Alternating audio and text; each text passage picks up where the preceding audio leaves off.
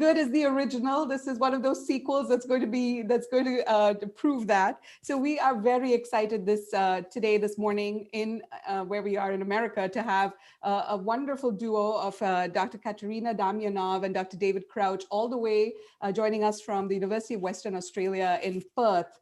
So Dr. Damjanov has a BA and MA from Belgrade and a PhD from the University of Melbourne, and she serves currently as disciplines lead for media and communications at the University of Western Australia. And her research interests include space exploration, artificial intelligence, and virtual reality. Dr. Crouch is honorary research fellow in the School of Humanities and has his bachelor's and master's from the University of Queensland and a doctorate also from Melbourne. His research interests include space tourism and the relationship between humans, technologies, and environments. And today they're going to talk to us about VR travel in outer space. We're so excited that you are here, way past my bedtime, but you are here. So welcome, Dr. Damjanov and Dr. Crouch. Cool. Thank you, Samita. And hello, everyone. So our presentation is this morning or this night, depending where you are, is going to be about cosmic environments and immersive VR experiences. So we're just going to take it slowly because it's a bit late here. And if you have any questions afterward, just shoot. So would you like David to just do? Sure. All right. So thank you for the invitation to Roger that. We are very glad to be able to attend and hopefully to present another interesting spin on the conference's virtual theme.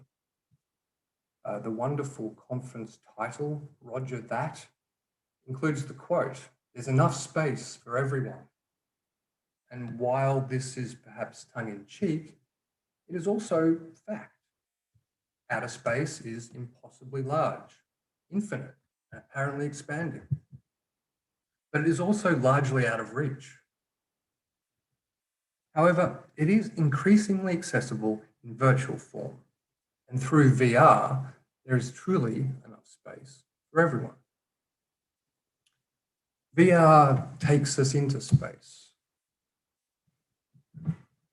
As VR technologies have grown in sophistication, they are increasingly used in space exploration. A HoloLens aboard the International Space Station, for example, is used to, quote, provide virtual aid to astronauts. And NASA has developed various VR applications that assist astronaut training simulations or help scientists in planning the activities of rovers on Mars, even using VR to hold meetings on Mars, or simply play Space Invaders, as we can see astronauts doing in this image on the ISS. At the same time, these virtual advances in outer space are increasingly finding their way into public cultures. Developments in VR have given rise to forms of virtual space exploration, a new subgenre of VR, and also a new breed of space travel itself, one which enables synthetic experiences of extraterrestrial environments. These VR are used to create immersive interactions with space that anyone with the right equipment can embrace without leaving home. Outer space, in other words, has never been more accessible. These virtual tours continue to increase in popularity, fidelity, and range, presenting a distinct trajectory of human space endeavor. As human societies push at the limits of our planetary environment, we also develop new ways to see and experience places where humans find it hard to be. Space VR span a range of destinations, from virtual tours of the International Space Station to various simulated journeys to distant planets, moons, and stars. There are also those which offer public or group experiences, such as Lockheed Martin's Mars Experience, which transformed a school bus into a setting for a trip to Mars, its windows acting as the screens through which to experience a virtual expedition on the red planet. With greater fidelity and strategies of screen envelopment, VR technologies of immersion offer more and more sophisticated experiences of extraterrestrial environments, novel ways to present that which is otherwise out of reach. These forms of space VR emerge from transactions between the hard science of space exploration and the creative industries which gather around the exotica of outer space. They are the outcome of ongoing innovations in information, media, and communication technologies that have been profoundly altering the domain of human experience. They provide immersive and interactive encounters with space environments and facilitate mediated forms of embodied presence out there. Here we suggest these VR as a symptomatic register of an evolving high-tech disposition that has the potential to alter human affairs with space. They are not only an index of popular interest in outer space, they also facilitate the emergence of a distinct form of space experience, one which harnesses the affordances of technologies to mediate the ambits of our perceptions, understandings, and relationships with its inhuman environments.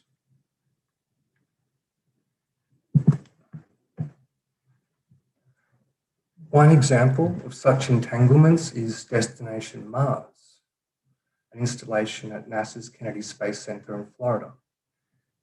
It offered the public exclusive tours of Mars, enabling visitors to walk into a 3D simulation of the red planet. The installation used a virtual rendition of imagery collected by the Curiosity rover overlaid upon the layout of the exhibition space. The sightseers followed Curiosity's tracks and were led through several Martian sites by a holographic projection of astronaut Buzz Aldrin. And here we can see a picture of Buzz taking virtual tours of Mars and within the projection itself. This was achieved through an adaptation of software called OnSite, originally co-developed by Microsoft and NASA's Jet Propulsion Laboratory to support Curiosity's operations, analyzing terrain and determining pathways. Destination Mars allowed visitors to experience the sensation of moving through an alien environment, an immersive interaction with the landscape of another planet. Space VR, such as Destination Mars, strive to simulate a realistic sense of presence out there. But there are limits to this, and there are, as yet, no genuine replications of space environments as VR experiences. The question that continues to undergird virtual experience and the idea of simulated travel and movement more generally continues to concern the authenticity of the experience itself. And as a setting, outer space only further complicates this. Destination Mars makes it possible to walk on Mars in the steps of rovers without the need of oxygen or any thought given to the effects of radiation or a different surface gravity. However, the authenticity of the experience wavers at the realization that Mars is a place where we cannot be present without technological life support. It is perhaps this utter reliance upon space technologies that returns a certain authenticity to the prosthetic VR experience. In this sense, VR could be a suitable substitute for real space travel. Technological necessity makes the experience of one continuous with the other.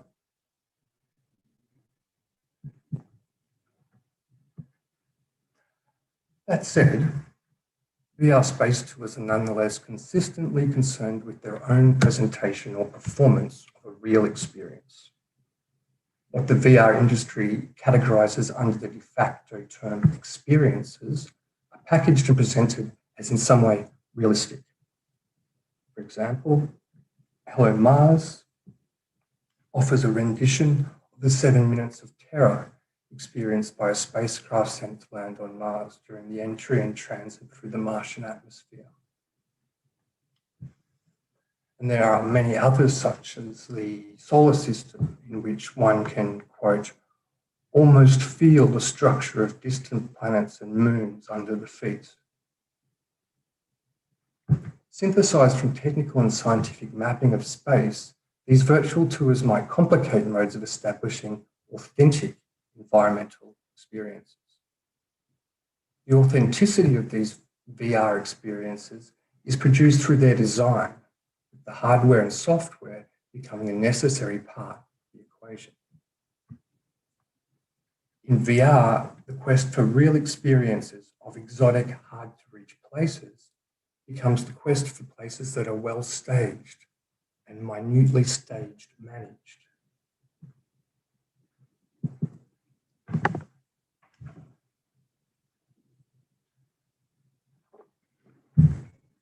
VR space tours incorporate various virtualization techniques to simulate as immersive as possible environments and enhance a sense of presence. Lockheed's Martian Mars experience, for example, includes a gigantic Martian dust storm that fills the windows of the moving school bus. While presence in VR is still primarily evoked through sight, such experiences often involve haptic controls and tactility, which blends bodily sensation with virtual imagery. For example, Earthlight VR combines visual and tactile effects to simulate the experience of spaceflight training. These forms of virtual space embodiment not only suggest a new medium of sensory experience, but also a new way to interact with environments, ways that are otherwise beyond human experience. Through the proliferation of VR products, our access to these new sensorial and cosmic worlds is distributed and digested at scale. Destination Mars, for example, after its time as an attraction in Florida, was further redeveloped into a freely available online application, Access Mars, a web VR experiment. It now, to quote NASA, allows anyone with an internet connection to take a guided tour of outer space. Combining educational and entertainment content with the novelty of virtual environments, such applications contribute to the gradual domestication of outer space and also the socialization of its exploration. They move space experience from the province of the very few into the realm of the masses. However, while they might democratize access to space and participation in its exploration, they nevertheless preserve social hierarchies. And thus, they are perhaps less democratic than demotic, more about the structuring and the industrial incorporation of the extraordinary into our everyday. And in this sense, these VR index what Virilio called a new industrialization of vision, prompting further questions of how experiences of pre-prepared realities might come to inflect our collective environmental circumstances and relations.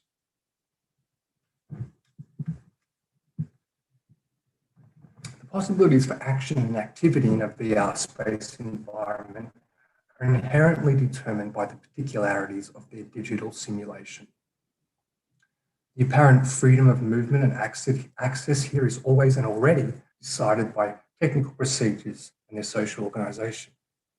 Whether it be a matter of just passing by, casually observing various nebulae and a constellation or two, or doing more interactive activities such as, quote, docking cargo capsules, conducting spacewalks. The field of possible action has already been mapped and calculated. Even when set in the future, our relations with cosmic VR environments are pre-plotted and pre-programmed. For example, Mars 2030 features, quote, 40 square kilometers of open Martian terrain, accurately mapped and modeled using data collected by NASA's Mars Reconnaissance Orbiter. It effectively allows one to wander Mars, but it also includes a precise set of tasks. Users are required to, quote, collect samples and then analyze them under the virtual microscope, and then follow the steps to beam findings back to Earth like a real astronaut would. The scripted form of these interactions means that these rehearsals are highly regimented by what is known about space, but also by our aspirations towards space. Mars 2030, in other words, stakes a claim to a particular image and interpretation of Martian futures. In addition to these future scenarios, there are more practical and immediate plans to integrate VR technologies into the futures of real space tourism. For example, in prospective suborbital tourism, spaceflight can provide the effects of weightlessness, but not offer a good view, either of the Earth or of space. So tourists could be equipped with VR to extend or complete their suborbital experience. In any case, the merging of virtual and real cosmic environments continues. The ability to access virtual environments, which afford this sensation of being in outer space, stems from the interrelated momentum of technical innovation, the evolution of human experience, and the progress of space exploration. The ways in which these VR are incorporated in the exploratory and exploitative agendas surrounding outer space might ultimately inform its technologically driven conquest. And in this sense, they also imply new organizations and hierarchies of power and control over our lived experience. Although VR space tours are in a way a democratization of space travel, these products are still very much made by the elite and for the elite. Their tourists are perhaps a different kind of elite. They're not only tech savvy and at home at a digital interface, but perhaps more importantly, they're also those who can afford the time needed to roam synthetic galaxies. Through immersion in VR technologies, power over the production of outer space is not a matter of occupation so much as it is the power to affect and shape experience itself. The implications of VR for human affairs with extraterrestrial space are not insignificant. As soon as we leave the Earth, the problematics of maintaining networks of connection and control becomes central, and the potential of VR in overcoming these environmental restraints becomes substantial. Out there, they open up a new arena of experiences, forging new forms of contact and interface, trust and intimacy, which shape the ways in which we relate to our natural and virtual worlds, both on and off the globe. Thank you.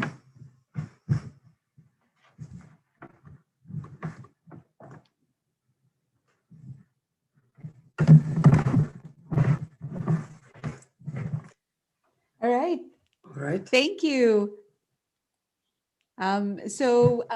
We have some questions. If you'd like to ask some questions, please put it in the chat, and Dina will be sending them on to me. We actually have a question from Dina. Are you guys ready for questions? Yeah. Okay. Sure. So Dina wants to know, there are ways to experience microgravity without going into space, like parabolic flights on the Vomit Comet. Has there been any effort to include VR on such flights, or Yes, there have. or even the other way around, to include experiences like that via VR? Yeah, well, as we alluded to at the end there is the idea of including VR while in space, while in orbit.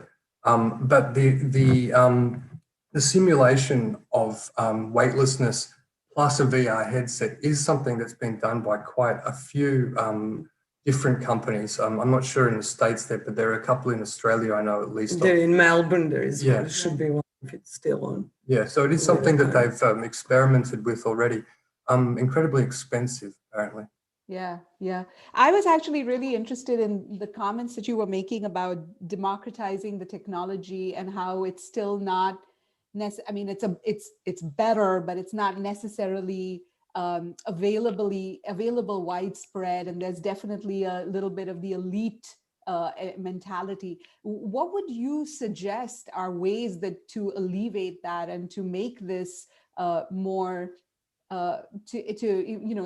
increase the democratize or the access that this technology has? Like VR or technologies in general? Well, VR in particular. I think we just recently saw around the world with all this like different sorts of lockdowns and sheltering from pandemics, how big is divide between those who have and have not. Even like in developing country in Australia, everyone is regional, somewhere in outback, not in the metropolitan center. They're like absolutely internet life and participation in everything. So it's not so much about popularizing certain types because this type won't necessarily work anywhere. In Africa, they like in some areas need special computers which are dust proof and heat proof and so on, and some air conditioning rooms. And again, like one like it would perhaps be as well elite way of promoting technology. VR is elite, no matter how much we think it's part of our everyday life. Elite, even in the sense, not just like a rich or something like that, but those tech savvy, those aware, those who help with new technologies. Right. But I found, go ahead, sorry. No, I was just going to add to that, technologies ultimately become cheaper and cheaper. I guess at one level, VR headsets, the hardware themselves, will become available to anyone and everyone. Ultimately, the problem is whether or not your internet connection can support it. And I don't think that VR is going to solve that. That's a much larger problem. But as I was trying to mention at the end there, the other problem is, it takes a lot of time to engage in a VR environment. You have to learn it. You have to switch everything else off. None of us can, well, very few of us can afford to do that for great lengths of time. And there are those people that couldn't even contemplate it. So yeah, there's that aspect of it as well. Right. So there we have another question is, has VR been used in the exploration of inner space, like underwater, or to explore atoms or quantum science? Well, probably. I'm not aware of any example, but must have been. It's really big. Yeah. Just before we came on Zoom, we just saw the article that, what's the name of the company? PricewaterhouseCoopers, yeah. Yeah, they are now switching, the entire company is switching on VR headsets. It's in US version of The Guardian. You can see whole company, they're buying 75,000 of VR headsets. They're going to have meetings on top of the solitaires on Mars or wherever they want. Oh, that's it will boost like some creativity among the workers who everyone had enough of Zoom meetings, I guess. So it's again, it is some sort of elite. Yeah. Can I add just to that, the extreme environments, I guess you could call them, that VR has been used to explore outer space is one of them. It's also been used quite effectively for simulating underwater. There's a VR called Subnautica. I don't know if anyone's come across it, but it's quite authentic, apparently, in its rendition of what it's like to be trapped underneath the sea deep down. But it also been used to kind of explore the exploded view of things, what it's like to get in close to things that you otherwise wouldn't be able to see. I'm not sure if it's gone down to the molecular level yet, but that would be excellent, wouldn't it? Right. I mean, I can only think of Hollywood. In Hollywood, it's gone down to the molecular level. But but don't forget, this is an experience of being within that space, a three-dimensional experience. Right. So it's all around. Yeah. However good Hollywood is, it can't quite reproduce that. No, but they can put you in a chair that shakes as you watch a movie. So that's true. There probably will be a blending of the two at some point. Right. So one of the questions that's come in is, have you ever served as consultants for VR programs? And what's some of the experiences that you have with uh, getting people to adopt VR, or what are the challenges? Well, I've seen in very different contexts that some like top high professional, Yeah. which kind of looks very much like a low tech actually, because it's so complicated. Yeah. And a student like setting in which there is all a kind of shiny things for show off. Yeah. I think it has actually great potential, but then again, like with any piece of technology, it depends on humans and its users, how they use it. Right. Like anything, like Zoom, after all, some people do some miracle kind of on Zoom, some people just have plain Zoom meetings and so on. Yeah. So it comes again to the literacy, I guess. Yeah. Yeah. Like a VR Well, the literacy. world seems full of startup companies which are trying to kind of bill themselves as VR experts.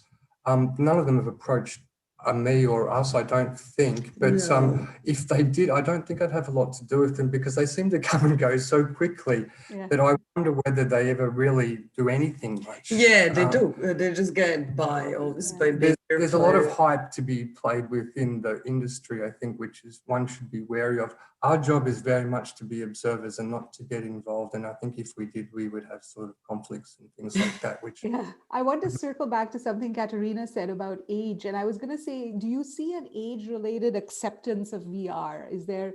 Um, is there a, But no, actually, I think that it's very entrepreneurial field. There is great potential among long distance relationship families and elderly kind of diasporic connections and so on. I think, age-wise, it's pretty democratic. yeah, VR actually has a good potential in terms of taking care of people's health, even like curing some phobias. Or something like, but it's because it has really powerful effects, and if you're trained to like Yeah. bear it, it can do good in some cases. And but everything again comes to the point that it's all induced, programmed, it's all industrialized. Even our response to some sensation or something, we're being trained to do it and to Ah, it is some kind of industrial conditioning in this sense of how technology is basically slowly shaped. right. Well, actually, that's one of the questions that's just come in, which is any hints about how to not get sick using VR, and how much VR have you tried yourselves, and what are your favorites to recommend? And I want to add a personal thing is I get very seasick, motion sick in IMAX. IMAX to me makes me extremely motion sick. So I'm just wondering how that affects in VR as well. Yeah, a lot of people. It's funny. It's like really good questions. We had a friend who we were just surprised. I never even thought about it, but she couldn't watch the film in the cinema on the big screen. She got dizzy and sick, and it's kind I of like identify with her. not everyone can, and we live in so like our culture is absolutely visual in every sense. There must be like a good portion of people who really feel uncomfortable in all of that in like plain like screen of whichever sort. Right. Not to Is it mention, more in VR? Do you it's find definitely not for everyone. There are classifications, always like beginners. If you're just beginner, try with this. Then for those more hardcore and daring, they have these extreme experiences. David knows more about it. When even equipment kind of can make itself work in sync, when like goggles fog and you feel like a burden on your shoulders and such. There are like some scary things as well out there, I guess. But the question of VR sickness comes up in just about every conversation about VR. It's very common, but it's becoming outdated as a kind of criticism of VR, because the most recent products are very aware of that. They do everything they possibly can to counter it, down to technology that you people here would probably understand much better, but which are designed to counter all of the sensory kind of disturbances, and the haptic controls, the feedback you're getting from the controller, the wands or whatever you're using, much more sensitive. So the sickness is still a thing, but there's one, the technology is getting better, and two, people are getting used to it. There is this conditioning that Katarina is talking about where we just become, more used to using these elements of technology in our daily lives. I mean, once upon a time, the phones themselves were strange alien objects, and now look at us go, Yeah. So there's a question of how Yeah, people were watching in cinema first films. They were like, train is coming and everyone runs and the ducks, because screaming like women are fainting. Like, Well, we have some questions about how much VR you have tried yourselves, and what are your favorites to recommend? I for people who are just starting, I'd recommend VR chat actually. That's a very social form of using VR, and it doesn't have any kind of sudden extreme, as we were saying, drops or jumps or anything like that. But if you wanted something a bit more interesting, I would probably play the most recent Resident Evil. I think most people that had anything to do with VR will know the one that I'm talking about. It's an exceptional product and a completely immersive experiences that will scare you. Well, David, you've achieved a first. You've essentially brought in Resident Evil into Roger That. So this is a great combination of space and horror. It's my pleasure. Should I apologize? I'm sorry. No, that's great. I have a question about the VR in the classroom. Do you envision VR having been used in the classroom? Could it have been more useful and helpful during this pandemic and the lockdown? well, I think that in some instances can be useful, but not as a kind of, hey, let's everyone now do VR, because every time they try to push us all into something like, it just depends upon the person. Either you can teach or not, or if your style is this or not. Technology won't make it worse or better. Like, So really, it can just enhance. You're okay. I think it's great for like something like chemistry or something with formulas that you can go, like some organic chemistry, for example. You can move among the molecules, complicated, and remove the bits and pieces of elements and something like that. Geology, probably. Let's go in the middle of the earth, like, and see what's going. Yeah, it can be cool, but it's again some sort of gamification of everything. Yes. It needs to be like better than it is. It won't be better. It will be just less kind of content and more like pretty pictures. But well, I think in engineering, sure, I guess. we found it really hard to go online for engineering, for circuits and doing labs in engineering. I think it would have been very helpful. Have you seen Totally, it but for that? that's what they do in space, like a rover on Mars, and they always will have VR, and they're all there, and real rover is there, and the model is there, and then they're looking at some screws and wheels or something. Like, it's probably easier 3D. I know you can see it. So then there's another question about some VR is used with props, like balancing on a balance beam. Would there be any props that could be made that could be used or are used to make space experience more realistic? Yeah, that's a good idea. Well, here is business idea. There could be some definitely won't be too hard. There's a couple of there's a different kind of genre, which is the VR experience genre, which is a public kind of it's almost like a fair or something, where you go and there are different rooms and they have them all set up for a particular VR experience, and it's usually a social, like it's a communal event, and that's that's more that kind of thing. Yeah, it's probably expensive to have at home. Yeah. Because you were talking about haptic environment. So now it's not just visual, it's actually like a suit and pressure sensor. Yeah, for diving, something like diving would be good, probably. Well, all the VR now will have wands or hand controllers of some sort, and just like your gaming controllers, they'll give feedback, they'll shake at times and jerk and things like that. Okay. I think that's only the beginning as well there. Yeah, it's beginning still. Yeah. So there's a question that's come in. Someone says, I'm aware of a professor at GVSU who did a space analog with NASA and did a space mission to an asteroid as part of his 10 days in a space capsule. Are you aware of how much VR is used in space analogs or in training astronauts? Well, a lot, probably a lot, because that has been used. That's early beginnings of VR were used for military training and astronaut simulations. So I guess that's like really used a lot. The relationship between the two has, from the beginning of VR, has been there. So yes, they do use it. We couldn't say how much or give you any real examples, but yeah, it's definitely, the two are interrelated. So now I want to ask a flip question. I know VR is being used to kind of create the simulate the senses. Has there been any VR to simulate the opposite, like deprivation, sensory deprivation?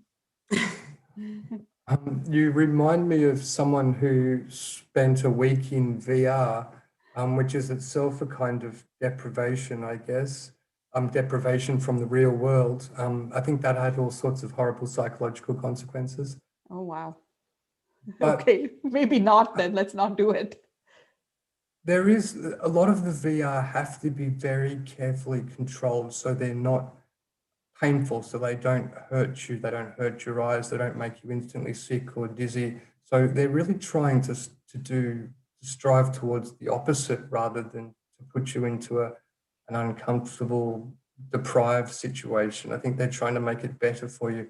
That said, there are all sorts of haunted VRs where you're wandering around strange houses, empty rooms, you're locked here or you're locked there, and all those sorts of experiences are definitely available if that's your thing. But there are boring ones as well. Just the 360 degree of something you can just slow, right, like slow TV kind of. Yeah, there are.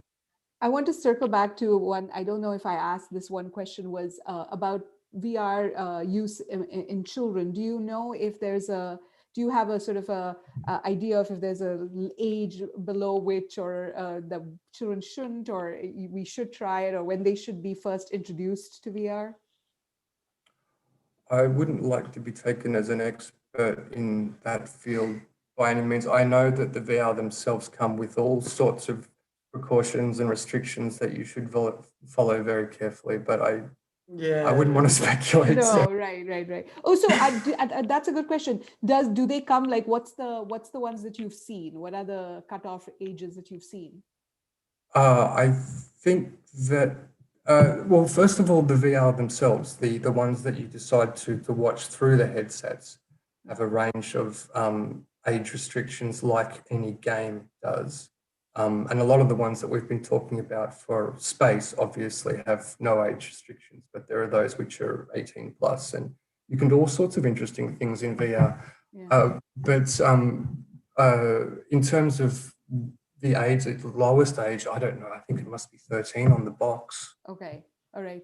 I mean, some of these age restrictions have to do with the game and the language and, more than the actual physiology. It's going to be different too. In the classifications between Australia and America are different too. Yeah, here is a bit strict. Any game or something, it's different here. It's slightly. No access to kids. So we have a question from a Trekkie, someone who's asking, will we ever have a holodeck like in Star Trek? Of course we will. If there isn't one already, yes. We live in hope. We try to live in hope. That's my favorite question so far.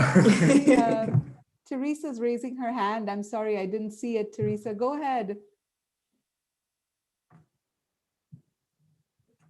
You need to unmute, Teresa. Yeah, you probably have to unmute. Oh, maybe Dina, could you let Teresa? Everyone's muted. Oh, wait, I can ask to unmute.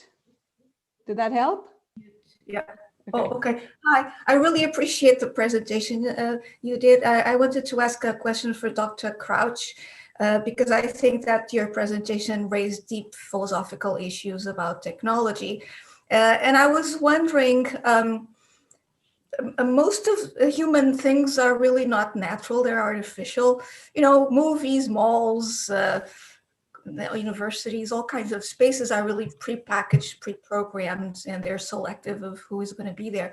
So my question is, with these virtual experiences in space, what makes that qualitatively different from these other pre-packaging things? Because most of us cannot travel even other parts of this planet, let alone space. Mm-hmm. And so we always have been used books or movies to have access to that. So what makes this different, and therefore the source of a sort of a critique of the technology?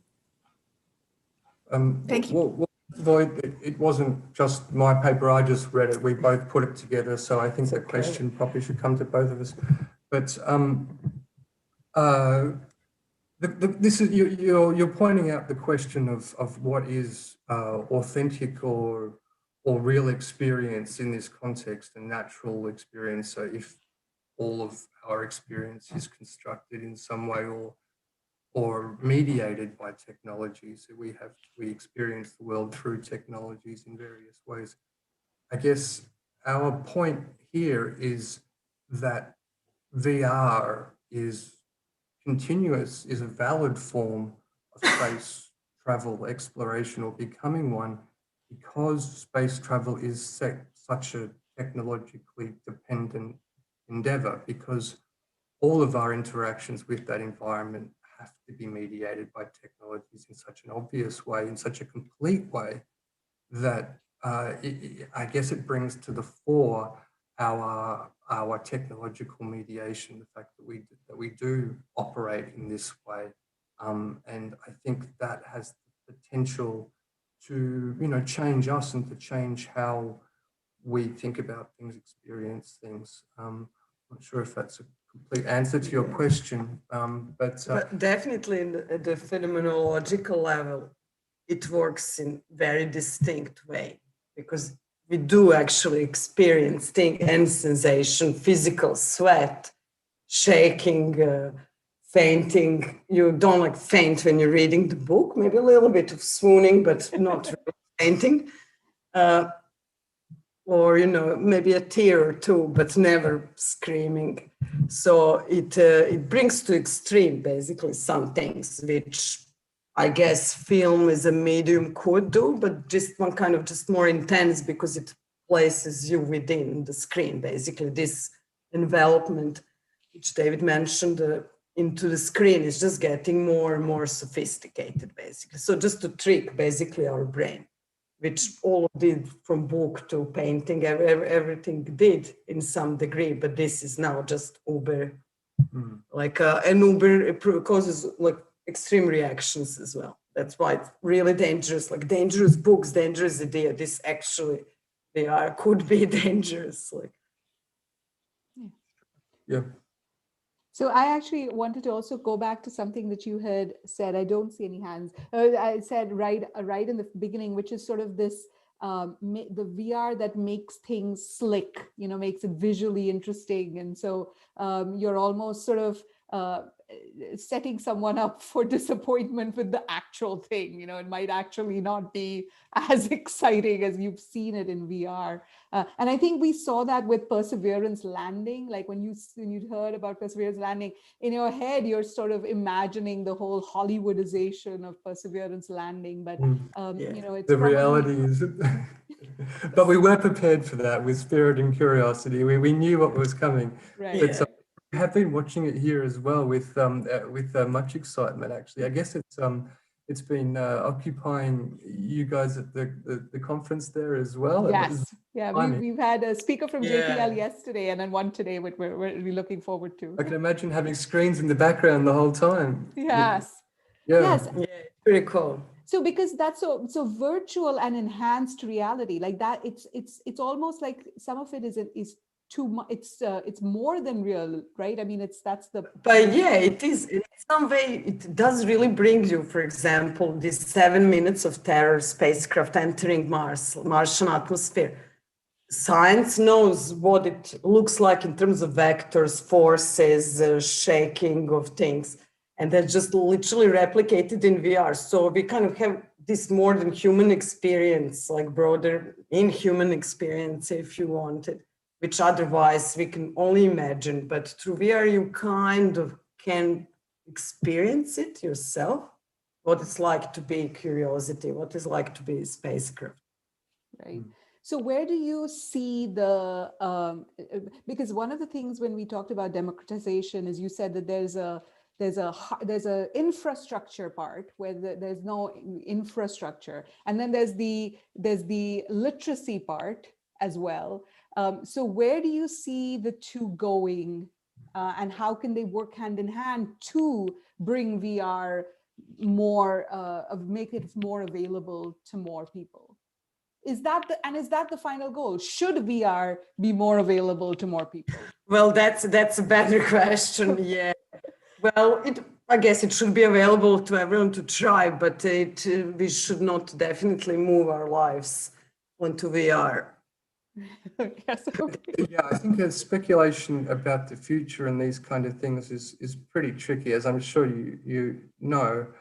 But I guess our point here is that we should be wary of something like this that has this much potential to manipulate us, to such a degree. Not that everyone shouldn't use VR, but not also that everyone should. I guess there will be a kind of, if I can use the word, natural process whereby it either becomes a part of our everyday lives or it drops off once again and becomes something that we once did in the 2020s. We'll see. The dominance of the screen in our everyday lives is undeniable, though, and I don't see any signs of that stopping. And VR does look like a natural progression of that, one which does begin to incorporate more than just the eyes. And sadly, that might become the way that we experience things, and we may get disinterested in even going anywhere, let alone out of space. Yeah. So there's to watch out for as well. Do you see any industries that are using VR better than others? Do you see anywhere where VR is being used better than other places like tourism or health, or is there some place where they're doing it right? It's used well in tourism. I guess tourism and the marketing promotion in all of this. Okay. I think they're really doing, probably universities as well started now, or if not, will start anytime soon, providing tours of their campuses and how beautiful everything is. Yes, that's right. Right.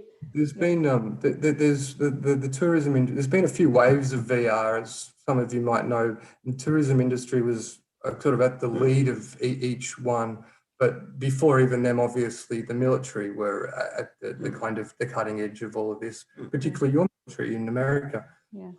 But the leaders obviously have always been the gaming industry, and they still continue to be. The most money is there, and the best products so are there. Yeah, it might even become a future because they're like seriously developing VR in terms of high latency environments.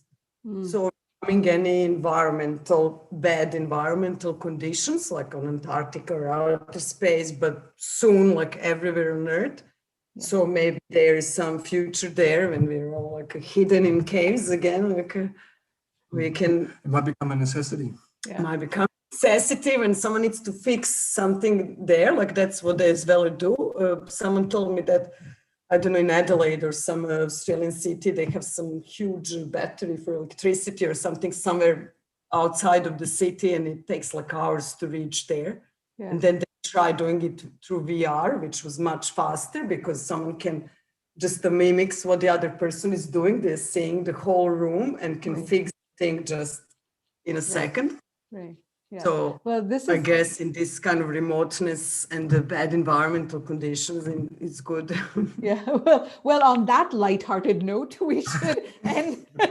We should end. We always have space. Yes, but space. Yes, and I think this was wonderful. Thank you so much. You have such an admiration for me for staying up this late.